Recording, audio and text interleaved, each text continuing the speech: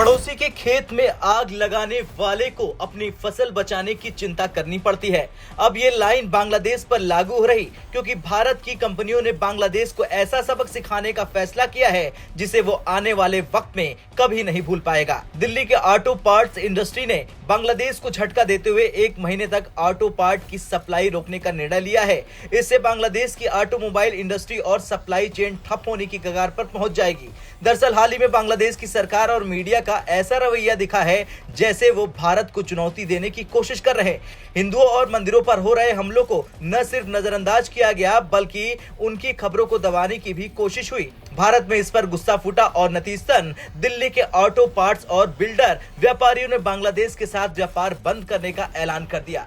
वैसे ये कदम छोटा नहीं, क्योंकि बांग्लादेश की 90% से ज्यादा ऑटोमोबाइल इंडस्ट्री भारत से आने वाले पुर्जों पर निर्भर है। चाहे 2 व्हीलर हो, कमर्शियल व्हीकल हो या फिर ट्रक, सबकी जरूरत के लिए भारत ही उनका लाइफलाइन है। अब ये सप्लाई बंद होने से बांग्लादेश की सड़कों पर गाड़ियां बंद हो सकती हैं। अब सवाल यह है कि क्या है दिल्ली के व्यापारियों का प्लान। दरअसल दिल्ली के कश्मीरी गेट मार्केट, जो एशिया की सबसे बड़ी ऑटो पार्ट्स मार्केट है, यहाँ के करीब 2 लाख व्यापारियों ने यह फैसला किया है कि वे बांग्लादेश को 15 जनवरी तक कोई ऑटो पार्ट सप्लाई नहीं करेंगे। मार्केट एसोसिएशन के चेयरमैन ने कहा कि हम कुछ दिन तक मुनाफा नहीं कमाएंगे, लेकिन बांग्लादेश की हरकतों को नजरअंदाज नहीं करेंगे। यह सिर्फ कुछ व्यापारियों का गुस्सा नहीं है, बल्कि पूरे भारत में इसे समर्थन मिल रहा। इस फैसले से न सिर्फ बांग्लादेश की गाड़ियां रिपेयर न होने के कारण खड़ी रह जाएंगी, बल्कि उनकी सप्लाई चेन और आवागमन भी प्रभावित हो जाएगा। बांग्लादेश अपने ऑटोमोबाइल इंडस्ट्री के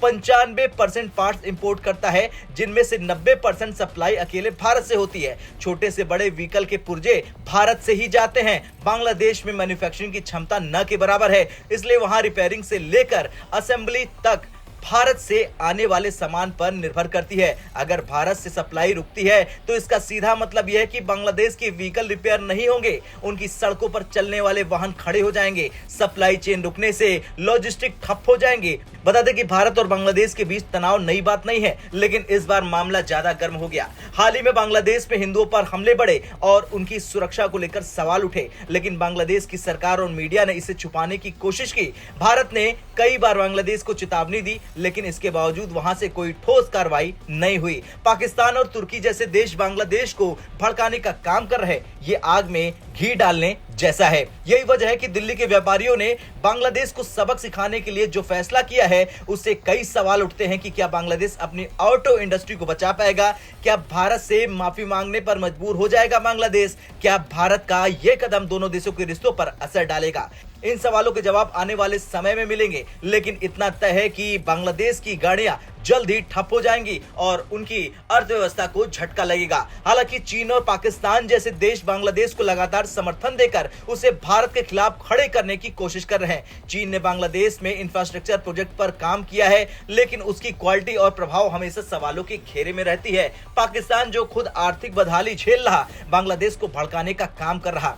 अब देखा जाए तो भारत का ये कदम न सिर्फ बांग्लादेश के लिए चेतावनी है, बल्कि उन देशों के लिए भी है जो भारत को हल्के में लेने की कोशिश करते हैं। दिल्ली के व्यापारियों ने दिखा दिया कि भारत सिर्फ सरकार पर निर्भर नहीं करता, बल्कि हर भारतीय जिम्मेदारी से एक आगे कदम उठा सकता है। बांग्लादेश को यह समझना होगा कि भारत के बिना उसकी इंडस्ट्री चलना नामुमकिन है, और ये कहना गलत नहीं होगा कि जो दूसरों के सहारे अपनी गाड़ी चलाते हैं, उन्हें दूसरों की नाराजगी का खामियाजा भी भुगतना पड़ता है। बांग्लादेश को भारतीय व्यापारियों का ये संदेश ध्यान में रखना चाहिए, क्योंकि यह सिर्फ एक चेतावनी है कि जरूरत पड़ने पर भारत और भी सख्त कदम उठा सकता है। आपका क्या कुछ कहना है? जिस तरह से दिल्ली के व्यापारियों ने बड़ा ऐलान किया है, वो सही है या गलत? कमेंट कर जरूर बताएं। ब्यूरो रिपोर्ट, भारत तक।